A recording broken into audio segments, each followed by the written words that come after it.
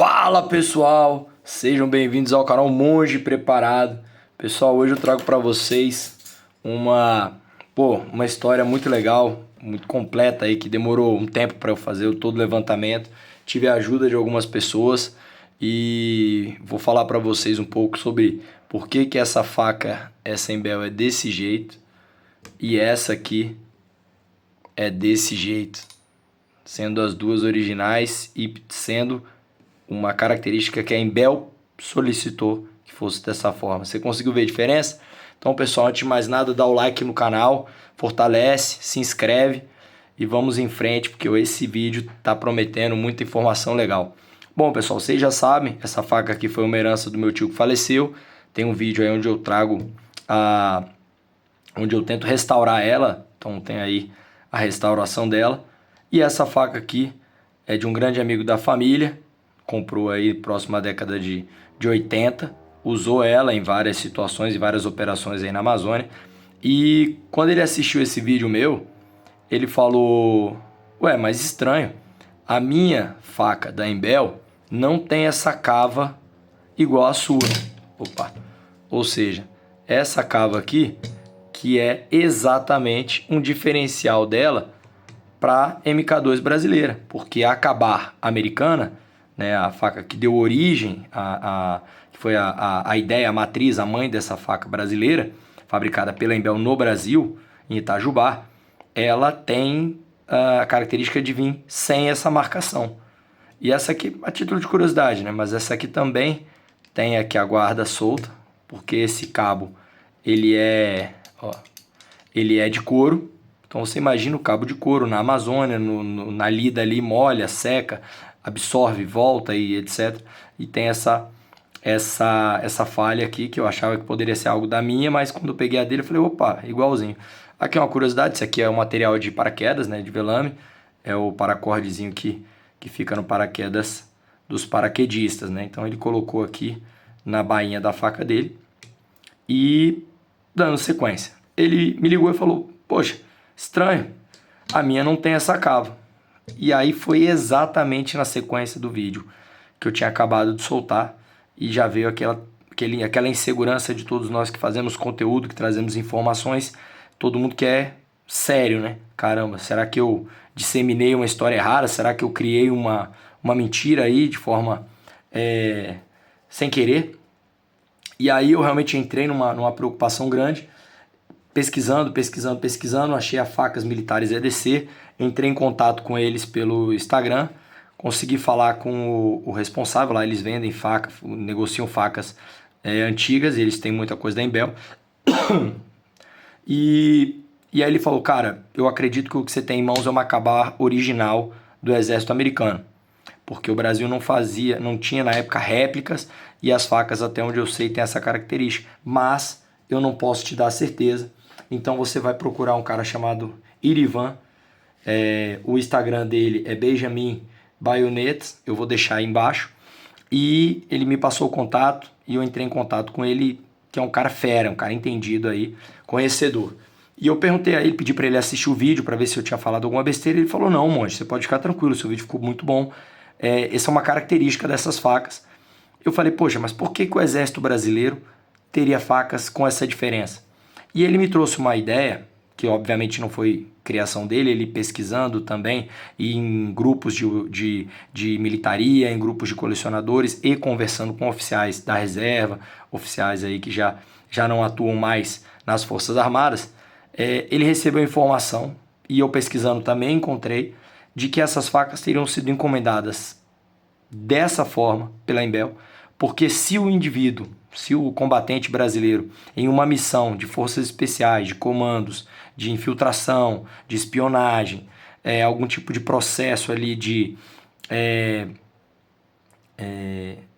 vamos botar assim, informal, né? Representando o governo brasileiro, mas ele não poderia deixar rastros, caso ele fosse ferido, morto ou alguma coisa do tipo, ou extraviasse algum equipamento, iriam fazer o link com as facas americanas e não com as facas brasileiras. Então era uma forma de dissuadir, de causar ali uma confusão, melhor dizendo, de causar ali um engodo e tirar o foco. Então seria uma estratégia que mostra como naquela época já havia uma preocupação grande com relação a isso, de você não passar as informações completas. Então você estava numa missão de espionagem, uma missão de coleta de informações ou uma missão de ataque, alguma coisa, e se desse alguma coisa errada e algum soldado fosse capturado, alguma coisa, ele ficaria em silêncio ali e teriam dificuldade de início, de pronto a identificar, porque você vai fazer uma identificação dos equipamentos. Se o soldado está usando o mesmo equipamento que o americano, então automaticamente iriam, pelo menos no primeiro momento, levar a crer que fosse outras forças armadas, outro exército, outro país que estaria naquela missão. E aí você vai perguntar para mim, pô, Monge, tu acha mesmo que o exército brasileiro tem esse nível de pensamento e tudo? Pessoal, as nossas forças armadas são excelentes. Nós temos aí uma tendência a desvalorizar nossas forças armadas. Existem diversos relatos, fora o que não tem na literatura, fora o que não tem que a gente não fica sabendo, certo? Então, vou dar alguns exemplos para vocês em que o exército brasileiro se mostrou fantástico, né? Nós temos uma missão de resgate na Costa do Marfim, onde nossos guerreiros foram para lá fazer o resgate de algumas pessoas, alguns brasileiros que estavam no país durante uma guerra civil.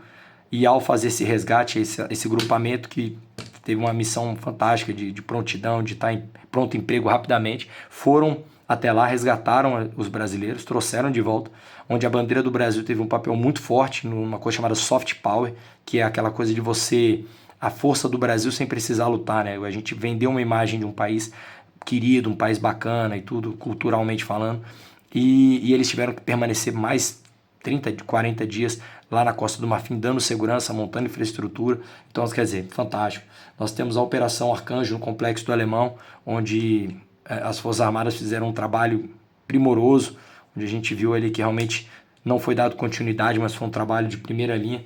Nós temos nós temos o Haiti, que o Brasil ficou lá de 2004 até 2017, né, MINUSTAH, que foi uma operação incrível do Haiti, onde tem aí os relatos do Assombroso e de diversos outros combatentes brasileiros que foram lá e fizeram a diferença, principalmente de forças especiais, mostrando o talento e a capacidade de organização do Exército Brasileiro. Nós temos a Operação Traíra em 1991, quem não conhece, poxa, tem que estudar a Operação Traíra, é fantástico, onde um grupo de guerrilheiros, 40 guerrilheiros das Farc, invadiram o território brasileiro, invadiram uma base militar do Brasil, mataram 3 militares brasileiros, feriram diversos, roubaram equipamento, roubaram isso na cachoeira do Traíra, no Amazonas, e o exército, o grupamento do Amazonas foi lá, montou uma operação, foram mais de 20 guerrilheiros mortos, todo o equipamento recuperado, e nenhum brasileiro se feriu. Uma operação tida como exemplar historicamente, mudou muito a visão dos nossos vizinhos com relação à nossa prontidão aí de combate, principalmente na Amazônia. Então, pessoal, eu quero trazer para vocês um resumo bem rápido para mostrar para vocês que naquela época o Brasil já tinha homens que pensavam de forma estratégica, que tinham uma preocupação com um simples detalhe desse faria diferença para de repente dar uma segurança política ali para o nosso país e colocaria ali uma pulga atrás da orelha daquele outro país em que a gente estaria espionando. Então isso aqui traz para vocês ali uma cultura muito interessante. Isso não é uma criação minha, obviamente, eu estou respaldado aí em diversas fontes seguras, de gente realmente estudiosa, muito mais do que eu, que sou um curioso, né? Sou um aspirante a amador de curioso, mas tento pesquisar muito, tenho muito comprometimento, muito respeito por vocês. Então, pessoal, espero que vocês tenham gostado do vídeo.